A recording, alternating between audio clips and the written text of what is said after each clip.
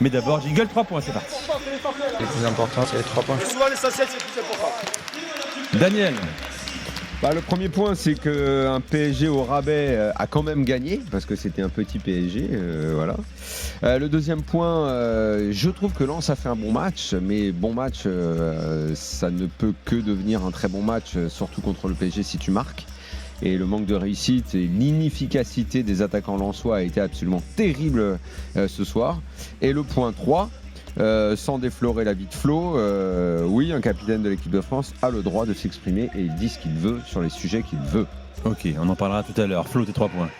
Je dirais que Luis Enrique a gagné le match de la rotation parce que la rotation de sa défense n'a pas trop perturbé le PSG alors que la rotation de l'attaque de Lens a été décisive.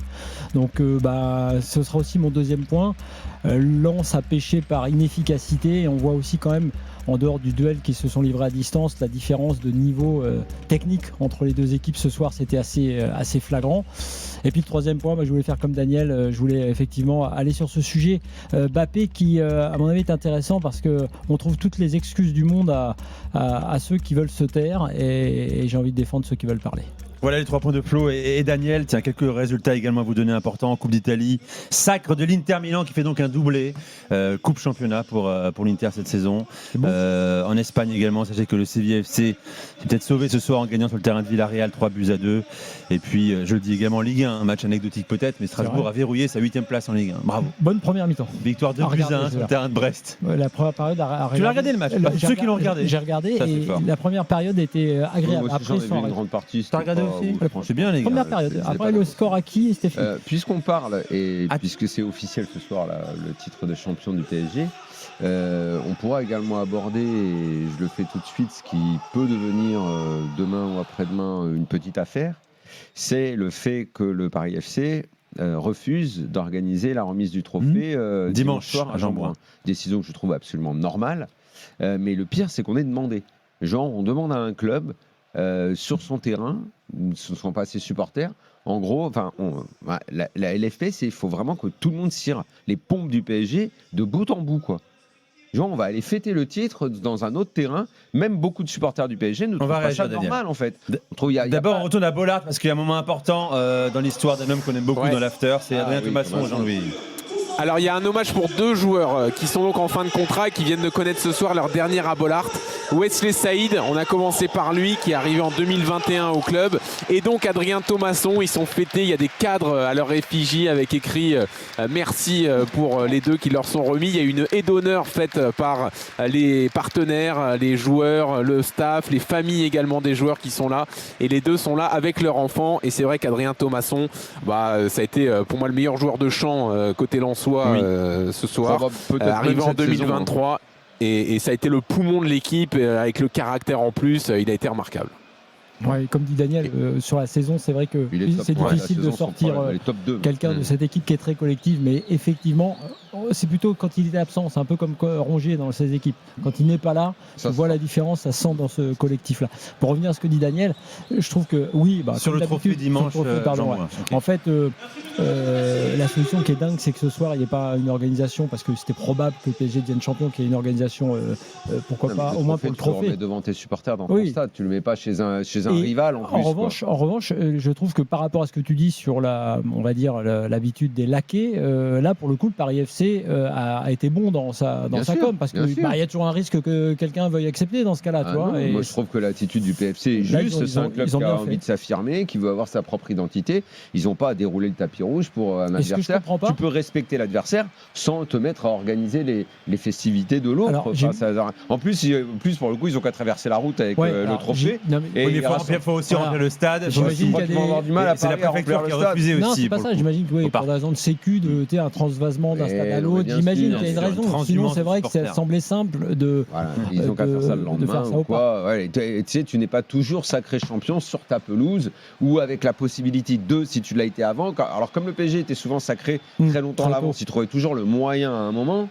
de pouvoir le faire à domicile. Là, il se trouve que le dernier match n'est pas à domicile. Bon, bah voilà, mais en tout cas, le PFC, je trouve, a une attitude tout à fait normale. Et dans les petites affaires aussi, parce que j'ai peur qu'on oublie dans la fin de l'émission, ce qui se passe à Nice avec le déplacement pour la finale de la Coupe de France, puisque là, j'enchaîne avec Lens. Mais là, tu fais un peu pourri.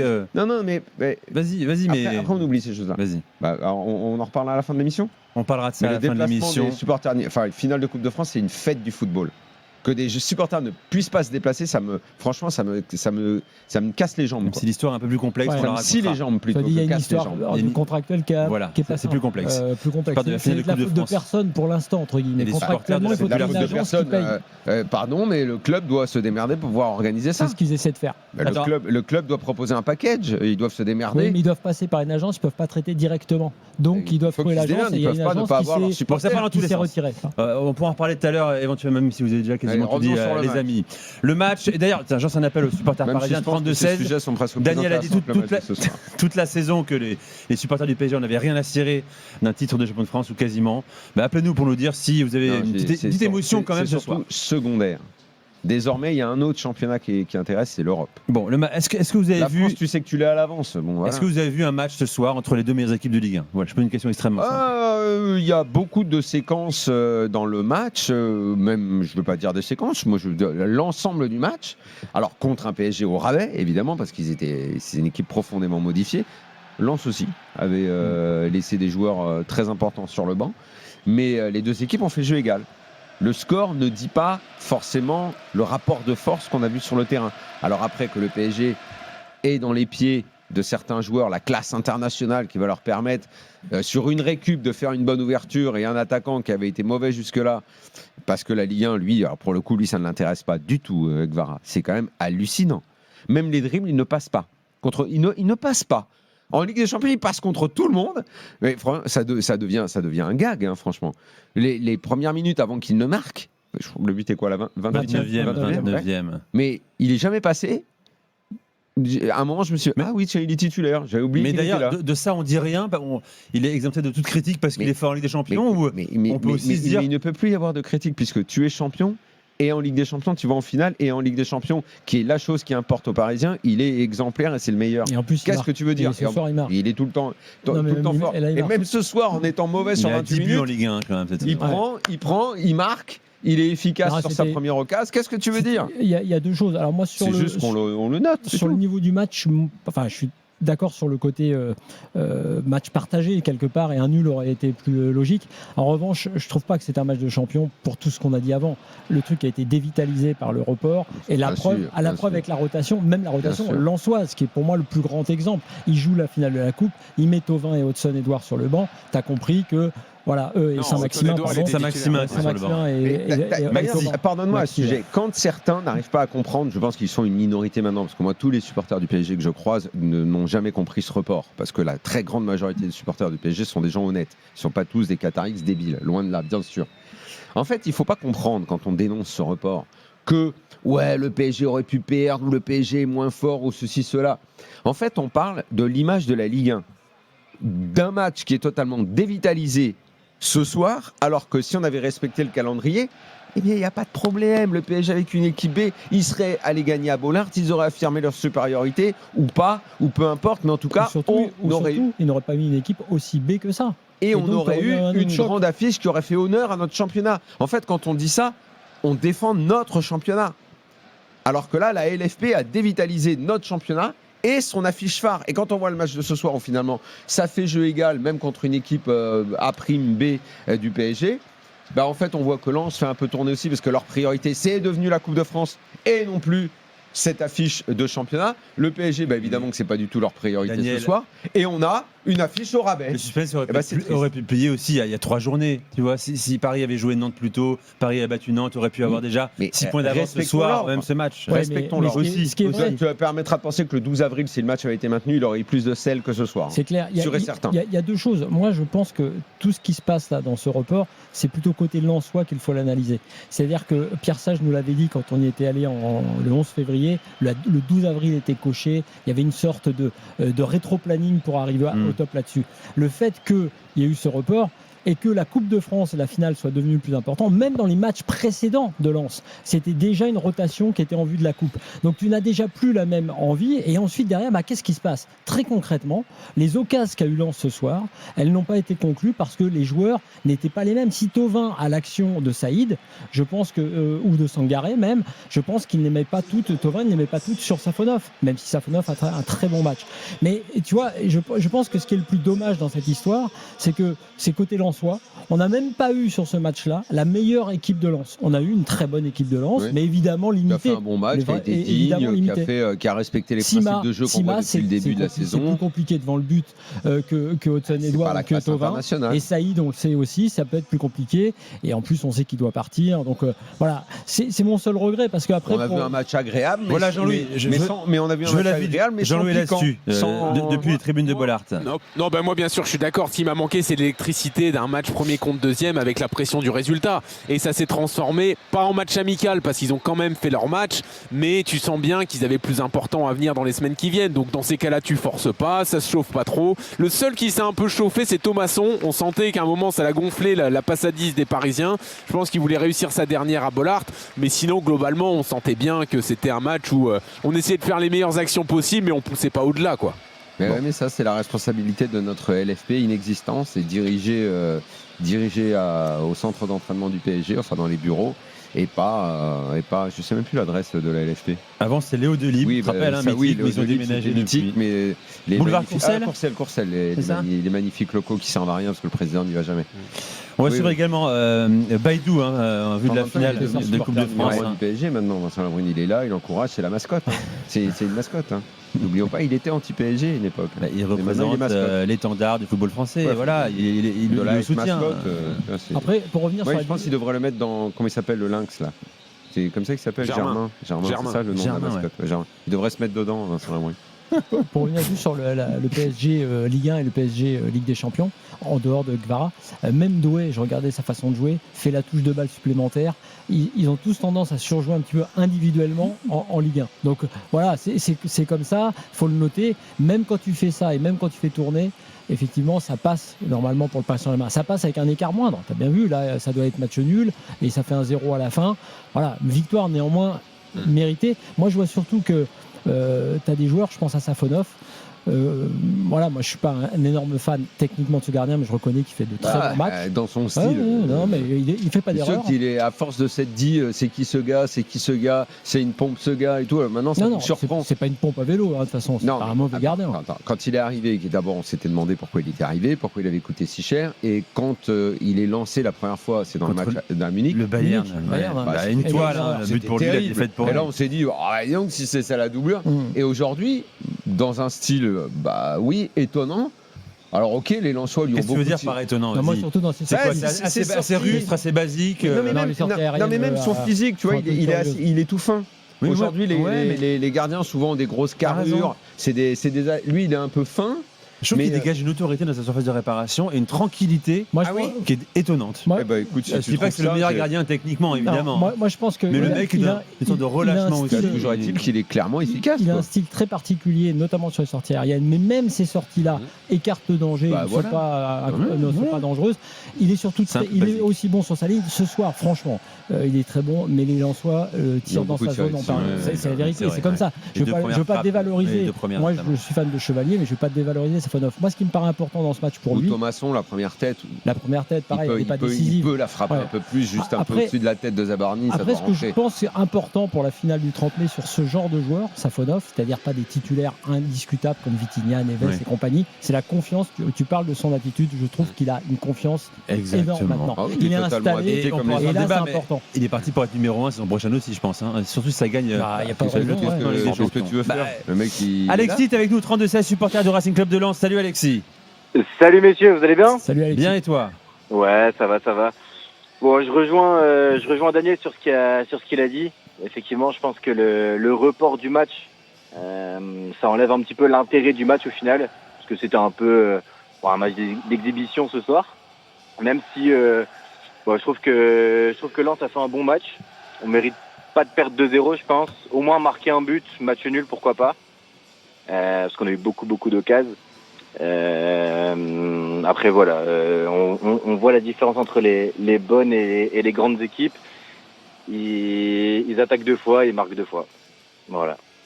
Voilà, c'est ce qui sépare. C'est vrai qu'ils ont beaucoup subi dans des scénars, dans des contextes qui n'ont absolument rien à voir. Les 2 derniers matchs du PSG, qu'on a suivi importants, je parle même pas de ce week-end, mais au Bayern, ils ont subi, ils ont bien su le faire, ils ont adapté leur tactique. Ce soir, contexte complètement différent, ils ont pas mal subi également.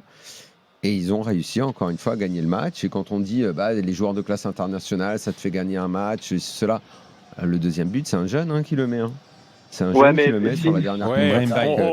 On dit ça sur le premier but surtout, parce que c'est Dembélé Kvara au moment où les autres se cassent les dents sur toi. Exploitation masterclass genre une occasion, de joueurs Ligue des Champions. Les autres dominent, on récupère. Voilà. D'ailleurs sur cette action, vous aurez remarqué que Malang a fourché. C'est une faute de Malang Sarr. C'est Malang Sarr qui est. Et Dembélé est très adroit techniquement pour la mettre dans le ton juste et dans le temps juste. Parce que la balle tourne et il arrive à pile la doser. Tu as vite fait de rater ta passe. Et Dembélé, l'air de rien, c'est quoi 10 titularisations cette saison, c'est 10 buts, 7 passes. Par contre, l'entrée de. Si je peux me permettre, l'entrée de Vitinha, que nous on n'a pas l'habitude de voir forcément au stade, parce qu'il vient une fois par saison. L'entrée de Vitinha, c'est incroyable de le voir jouer en vrai. C'est incroyable, dans la maîtrise, dans les compensations, dans le déplacement, c'est exceptionnel. Et je dis ça au niveau de la Ligue 1. Vitinha, c'est un des meilleurs milieux au monde en ce moment. Pour moi, c'est le meilleur cette saison quand même. Je trouve qu'il est mieux depuis plusieurs semaines. À quel moment c'est le meilleur, mais je vois à l'échelle de la Ligue 1 comment il était un peu moins dominant par rapport à la saison dernière. En Ligue des Champions, je ne peux pas imaginer comment il est. Avec Vitinha, le PSG, c'est vrai que de tout le milieu, l'absence la plus préjudiciable, c'est pas Fabien Ruiz, c'est même pas Neves, même si Neves est très fort, c'est Vitinha. On pourrait s'amuser à faire ce jeu d'ailleurs un soir. Moi je trouve qu'il y a un truc. Tu mets les titulaires et tu rayes petit à petit ceux dont tu ne veux pas te priver. Allez, Jean-Louis, avant la pause. Il y en a 11. Non, juste, l'un des enseignements de ce genre de match, pour moi en tout cas, c'est il y a quand même un monde entre les 11 titulaires et les autres. C'est-à-dire que tous ceux qu'on a vu jouer, qui sont a priori des remplaçants, ils vont jamais aller concurrencer les titulaires. Je trouve qu'il y a trop d'écart de niveau entre les joueurs qu'on voit là et ceux qui jouent les grands matchs de Ligue des Champions, qui est très clair et qui ne sera pas bousculé. En revanche, les remplaçants pourront aider en cours de match, mais je les vois jamais commencer un match. Il n'y en a pas un qui peut bousculer la hiérarchie. Et d'ailleurs, Jean-Louis, je suis d'accord avec ça, et même par rapport à ce qu'a dit Daniel tout à l'heure sur le fait d'avoir été dominé, ce qui est vrai, et qui rappelait des périodes récentes là, en Ligue des Champions où les Parisiens l'ont été. La petite différence que j'ai trouvé très très fort Liverpool-Bayern, c'était même empêcher les autres de tirer. Donc les contres. Là aujourd'hui, ils ont beaucoup tiré quand même les Lensois, et Safonov, on l'a dit, a eu des arrêts même si c'était sur lui. La différence aussi dans le niveau de défense qu'on a pu voir, c'est que à Munich ou à Liverpool, les Pacho et compagnie, ils t'empêchent même de placer ta frappe. Moi, je trouve que quand même Lens a eu les occasions, et Zabarni aussi a fait des le truc. Alexis, merci d'être venu au 32-16. Attends, il est encore là? Il est supporter du PSG, Alexis? Non, Lens, justement. Avec le prochain supporter du PSG, on fait le jeu des 3 que tu enlèves en tout dernier, en pensant qu'il ne peut pas être remplacé dans l'équipe. Allez, dans un instant, on fait une évaluation d'abord, parce qu'on va parler de ce match du PSG, de la victoire de but à 0. Jean-Louis est au stade, Daniel et Flo avec moi en studio à Paris. Le titre de champion de France du PSG, c'est vrai qu'on en parle comme ça. On banalise bien sûr le 14e du PSG dans son histoire. Les amis, tiens, avant qu'on joue, parce que Daniel propose un petit jeu notamment, même si on va parler aussi un peu de Lens dans un instant, pas mal de choses à annoncer cette semaine dans l'after notamment. Sachez que demain, il y a le quiz de l'after. 21h45 à la fin de Génération After. Pour gagner un bomber shot, vous pouvez vous inscrire dès maintenant. Envoyez After au 732-16, After au 732-16. Jouez et gagnez sur RMC avec Shot, la marque iconique new-yorkaise depuis 1913. Oui, Shot. Et pas Scott, ça fait des années qu'on prononce mal la marque. Toute la collection sur shot-store.com. Et sachez également que demain dans l'after, on reviendra sur le doc Netflix, incroyable. Grand moment, The Bus, on en a parlé toute la journée. Le groupe WhatsApp de l'after a chauffé. L'épisode Naïsna, les révélations. Le rôle de Raymond Domenech dans cette crise également. Mais ne spoilez pas, parce qu'il y en a quelques-uns qui ne l'ont pas vu encore. Ouais. Moi je l'ai pas vu par exemple. Tu l'as pas encore vu, Jean-Louis? Non, je me le garde pour demain. Qu'est-ce que tu fous, Jean-Louis? Il a de la télé ou quoi? Mais qu'est-ce que je fous? J'ai du trajet, moi. On vient pas comme ça à Lens. Il y a de la voiture à faire. C'est 8 heures de train ou de voiture, Lens. C'est très loin, tu sais, t'as pas le temps, quoi. Bien sûr. Quand on respecte les limites, oui, c'est long. C'est vrai que Jean-Louis le fait en courant. Ça fera pas marathon pour Valence. C'est le dernier moment pour aller à Lens, Jean-Louis. Je suis pas parti avec trop d'avance. On s'égare. Bon, demain soir, le bus, l'épisode Nice-Na. Sachez également que la nouvelle voie de l'after d'ailleurs, c'est une erreur. de Lens. C'est un quart. Pour moi, c'est la grosse erreur. C'est le quart. Oui. C'est pas le bus. La différence entre un quart et un bus. Le bus, c'est il n'y a pas de soute.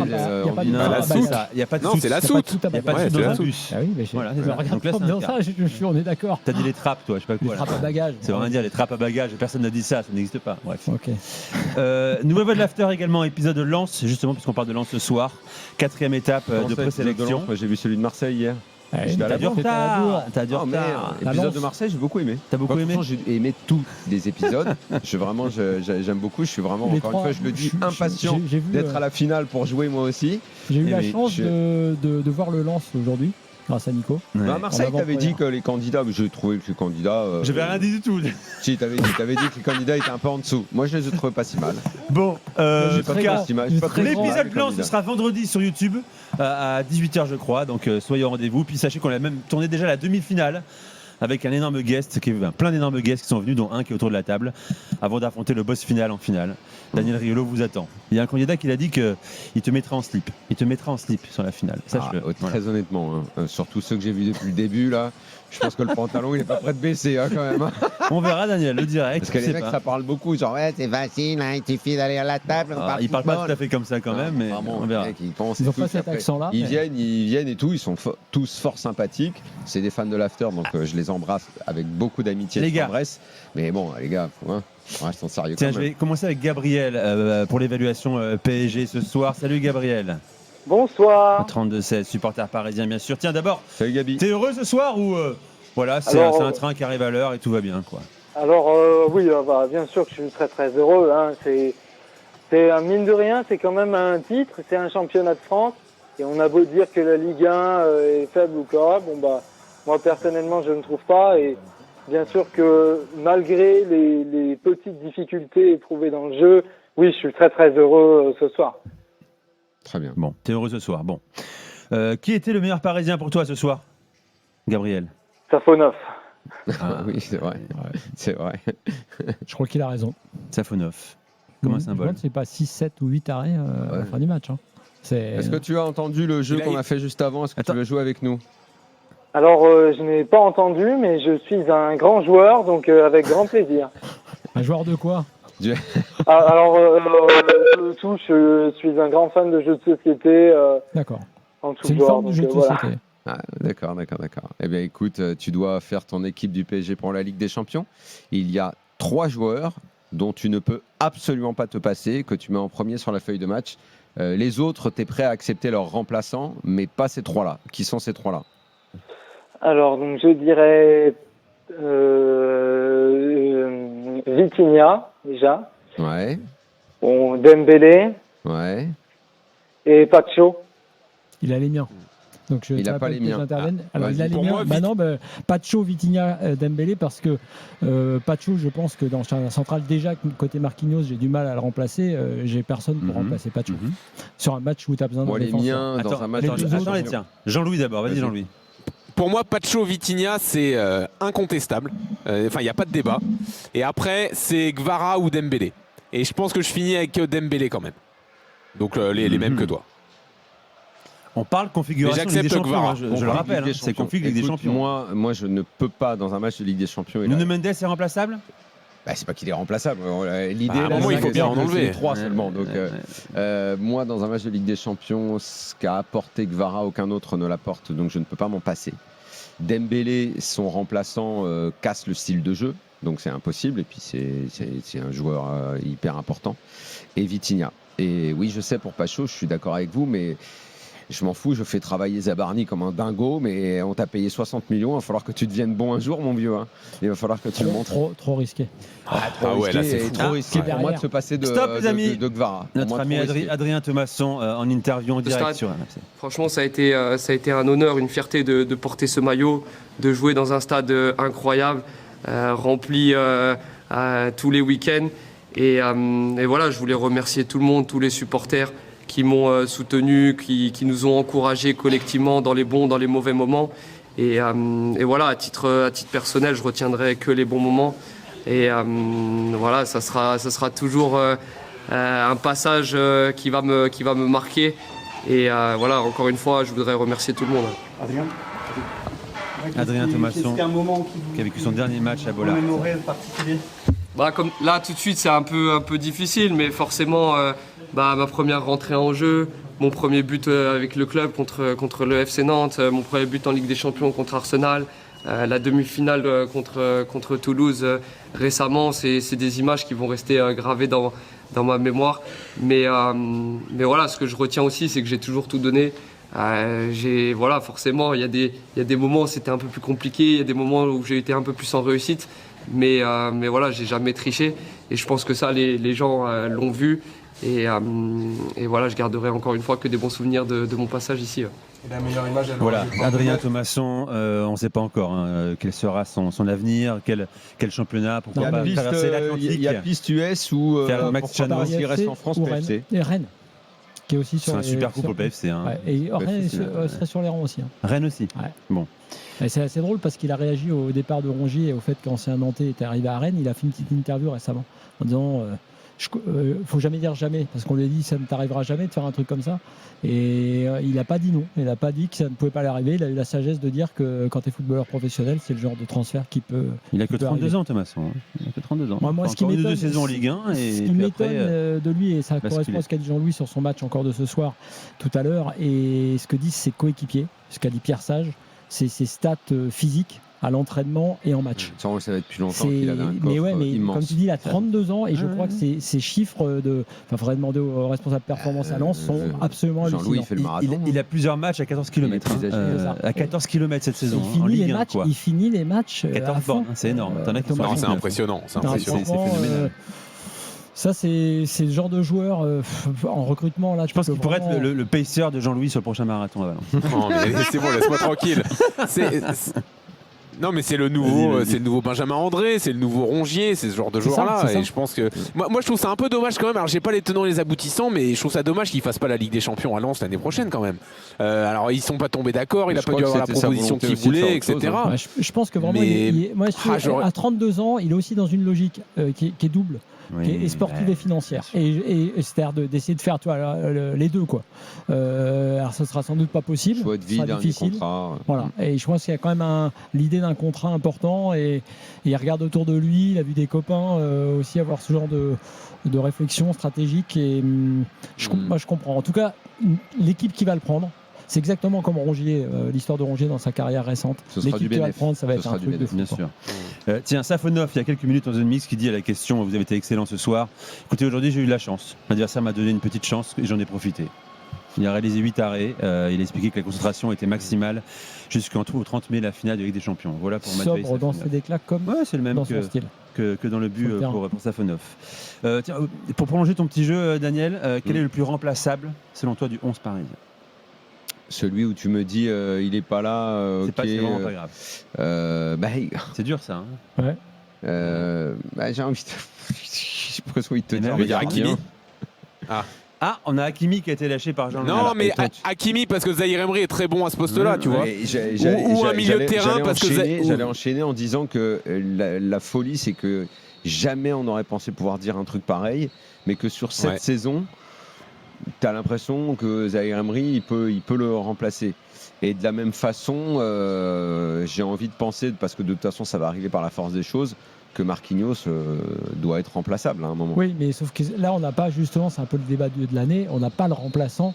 Il va falloir que Zabarni le soit. Oui, mais en l'occurrence, aujourd'hui, si tu prends Ruiz a mis longtemps à s'imposer au PSG. Si tu prends l'état de forme, je suis assez d'accord avec vous, ça pourrait être Hakimi, mais je suis d'accord avec ta première réponse. Je pense que le gardien, dans ce collectif-là, est quand même remplaçable, que ce soit par Chevalier ou Renato Marine. Je veux dire par là, je pense que le collectif est tellement fort, avec des bons gardiens de but, tu peux, je pense, t'en sortir. Bon. Voilà pour ce petit jeu. Merci Gabriel, d'être venu au 32-16. Excellente soirée à toi. Tu reviens quand tu veux sur RMC, bien sûr. C'est important ce petit jeu. Oui, c'est important. On va le découper, on va le mettre sur les réseaux et vous pourrez jouer, ce sera interactif. J'adore. C'est le nouvel after, Daniel.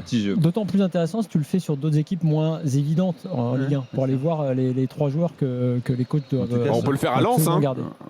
On peut le faire à À Lens. Lens, on pourra le faire un autre soir, Jean-Louis, peut-être. Parce que là, il faut qu'on fasse une pause. Tu connais que trop bien les contingences de l'horloge. Après, si tu me le fais en 20 secondes, Jean-Louis, je te le donne. Hein. Non, dis, c'est bon, vas-y. T'es pas vexé, Jean-Louis? Il fait la gueule. Mais non, pas du tout. Mais tu me dis les contraintes, la pub, c'est hyper important et tout. Et après, tu me relances. Je sais pas, moi. En 20 secondes, tu peux le faire en 20 secondes. On revient dans un instant. Allez, on fait une pause. Avant de libérer Jean-Louis, qui va rentrer à Paris ce soir. Oui. Libérer Jean-Louis. On veut les 3 joueurs que tu ne peux pas remplacer. Et le problème, c'est que je pense qu'il y aura débat derrière. Et je pense que ça va exploser et la pub passera pas à l'heure. Ça va être terrible. On va faire comment moi, je pense que Thomasson et Thauvin sont dans les 3. Ouais, et j'ai du mal sur le dernier. Ouais, Sangaré en même temps, je me dis s'il y a Thomasson quand même à côté, je pense que Udol est très difficile à remplacer parce qu'il n'y a personne à ce poste-là. Et le gardien, tu trouves toujours un gardien remplaçant. Non, ouais, je suis d'accord. Thomasson, Sangaré, ils ont été tellement bons ces deux-là. On n'est pas loin d'une des meilleures paires de Ligue 1. Donc je pense que je mets les deux et Thauvin. Voilà. On tombe d'accord. Vous êtes d'accord, les gars? On est d'accord. C'est bon, il n'y a pas de débat. Jean-Louis, merci. Et avec plaisir. À demain pour la liste équipe de France, bien sûr. Il le fait à pied, donc tu fais en combien à Lens-Compiègne en courant? À Lens-Compiègne en courant? Je sais pas, il y a combien de bornes entre Lens et Compiègne? Je suis trop lent, moi. Je suis trop lent. C'est toi, Nico, qui fais des trails. C'est à toi de répondre à ça. Mais je suis encore plus long que toi parce que je fais des trails, justement, Jean-Louis. C'est ça le truc. Oui, mais c'est des longues distances. Je savais pas, moi, ça. Si, il a fait un trail. Un truc incroyable. Dans un temps pas ridicule en plus. Pas ridicule, pas incroyable non plus. Mais bon, voilà. Voilà, merci Jean-Louis, bonne soirée.